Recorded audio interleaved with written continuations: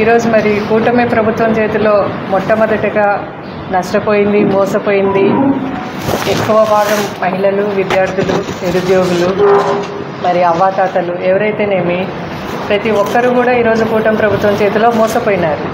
ఎందుకంటే వాళ్ళు విపరీతమైన వాగ్దానాలు చేసి మీకు అవి ఇస్తామని చెప్పని అందరినీ మోసపోతున్నారు. మరి సంవత్సరం అయిపోతా ఉంది ఈరోజు కూటమి ప్రభుత్వం వచ్చి, ఈ రోజు కూడా ఏ ఒక్క వాగ్దానాన్ని కూడా వాళ్ళు నెరవేర్చలేకపోయినారు.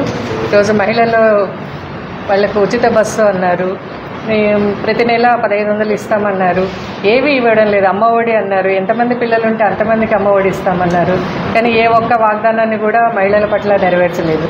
అట్లాగే చిన్నారుల పట్ల వాళ్ళకు కూడా అమ్మఒడి రావడం లేదని చెప్పని వాళ్లకు ప్రైవేట్ విద్యాసంస్థల్లో వాళ్ళు ఫీజుల భారాన్ని తట్టుకోలేక అట్లా నష్టపోతూ ఉన్నారు. విద్యార్థులకు ఫీజు రీఎంబర్స్మెంట్ లేదు, వాళ్ళను కాలేజీలలో చదవాలన్నా వద్దా అన్నట్లు వాళ్ళు కూడా బాధపడుతూ ఉన్నారు. నిరుద్యోగులు అన్నారు, నిరుద్యోగులకు ప్రతి నిరుద్యోగికి 3000 నిరుద్యోగ భృతి ఇస్తామన్నారు, అట్లా వాళ్ళను మోసం చేసినారు. ప్రతి ఒక్కరిని కూడా మోసం చేసిన ఘనమైన చరిత్ర కూటమి ప్రభుత్వాన్ని అని చెప్పని చెప్తా ఉన్నాము.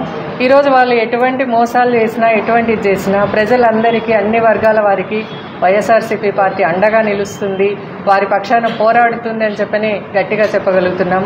మహిళల పక్షాన అయితేనేమి, ఈరోజు ముఖ్యంగా యువత పక్షాన నిలబడి యువతకు పోరుబాటుగా నిలవాలని చెప్పని మేమందరము నిశ్చయించుకున్నాము. జగనన్న ఆదేశాల ప్రకారం రేపు 12వ తేదీన యువత అందరూ కూడా, అన్ని విద్యార్థి సంఘాల వాళ్ళు అందరూ కలిసి వచ్చి మనమందరము కలెక్టరేట్ వరకు మనము ధర్నాలాగా అట్లా వెళ్ళి కలెక్టర్కు మనము వినతి పత్రాన్ని సమర్పించాలని చెప్పని కూడా నిశ్చయించుకున్నాము. కాబట్టి అన్ని వర్గాల యువకులు, ముఖ్యంగా విద్యార్థులు మీరందరూ కూడా వచ్చి మీ పక్షాన గవర్నమెంట్ తరఫున, గవర్నమెంట్ మీద మనము పోరాటం చేస్తూ ఉన్నాం. కాబట్టి మీరందరూ కూడా, అన్ని విద్యార్థి సంఘాల నాయకులు కూడా వచ్చి దీంట్లో ఈ పోరుబాటులో పాల్గొనాలని చెప్పని మీ అందరినీ విజ్ఞప్తి చేస్తూ ఉన్నాను.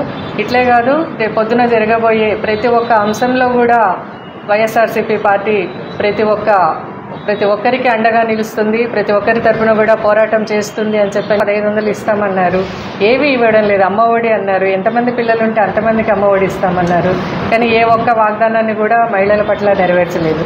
అట్లాగే చిన్నారుల పట్ల వాళ్ళకు కూడా అమ్మఒడి రావడం లేదని చెప్పని వాళ్లకు ప్రైవేట్ విద్యాసంస్థల్లో వాళ్ళు ఫీజుల భారాన్ని తట్టుకోలేక అట్లా నష్టపోతూ ఉన్నారు. విద్యార్థులకు ఫీజు రీఎంబర్స్మెంట్ లేదు, వాళ్ళను కాలేజీలలో చదవాలన్నా వద్దా అన్నట్లు వాళ్ళు కూడా బాధపడుతూ ఉన్నారు. నిరుద్యోగులు అన్నారు, నిరుద్యోగులకు ప్రతి నిరుద్యోగికి 3000 నిరుద్యోగ భృతి ఇస్తామన్నారు, అట్లా వాళ్ళను మోసం చేసినారు. ప్రతి ఒక్కరిని కూడా మోసం చేసిన ఘనమైన చరిత్ర కూటమి ప్రభుత్వాన్ని అని చెప్పని చెప్తా ఉన్నాము.